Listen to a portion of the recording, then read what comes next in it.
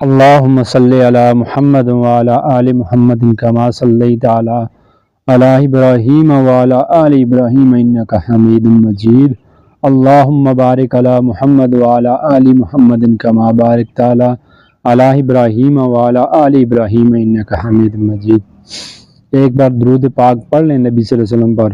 حدیث میں آتا ہے جو بندہ ایک مرتبہ درود پاک پڑھتا ہے اللہ پاک اس کے اوپر 10 رحمتیں نازل فرماتے ہیں اور 10 گناہ اس کے معاف ہوتے ہیں اور 10 درجات اس کے بلند ہوتے ہیں. حضرت ابو ہریرہ رضی اللہ تعالیٰ عنہ سے روایت ہے کہ رسول اللہ صلی اللہ علیہ وسلم نے فرمایا کہ تم جانتے ہو کہ مخلص کون ہے؟ صحابہ اکرام نے عرض کی اے اللہ کے رسول ہم تو اسے مخلص سمجھتے ہیں جس کے پاس دنیا کے اسباب، دنیا کی زندگی گزارنے کے اسباب نہ ہو، اسے ہم مخلص سمجھتے ہیں. آپ صلی اللہ علیہ وسلم نے فرمایا میری امت میں سے مخلص وہ ہے جو پہاڑوں کے برابر نیکیاں قیامت والے دن لے کر آئے گا اور اس کو جنت کا سرٹیفکیٹ بھی مل جائے گا. لوگ اقدار آنے شروع ہو جائیں گے، لوگ کہیں گے اللہ پاک اس نے ہمارا حق کھایا ہے، کوئی کہے گا اس نے میری جائیداد دبائی ہے، کوئی کہے گا اس نے مجھے ناحق قتل کیا ہے، کوئی کہے گا مجھے ناحق کس نے گالی دی ہے، کوئی کہے گا مجھے ناحق کس نے ڈرایا ہے.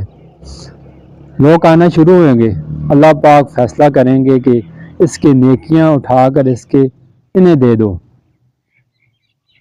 حتیٰ کہ لوگ اقدار آتے رہیں گے، اس کی نیکیاں ان کو ملتی رہیں گی. ایک وقت ایسا آئے گا کہ اس کی نیکیاں بھی ختم ہو جائیں گی مگر اقدار ختم نہیں ہوں گے.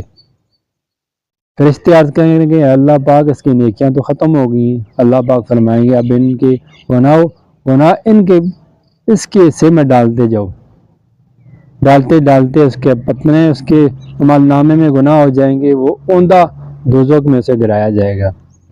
میرے بھائیوں بزرگوں، کسی کا حق کھانا کتنا بڑا گناہ ہے، کتنی اس نے نیکیاں کمائی ہیں، پہاڑوں برابر نیکیاں لے کر آئے گا مگر جنت میں نہ جا سکے گا کیونکہ لوگوں کا حق اس نے کھایا ہے. آج ہمیں اس بات کا ذرا بھی احساس نہیں ہوتا.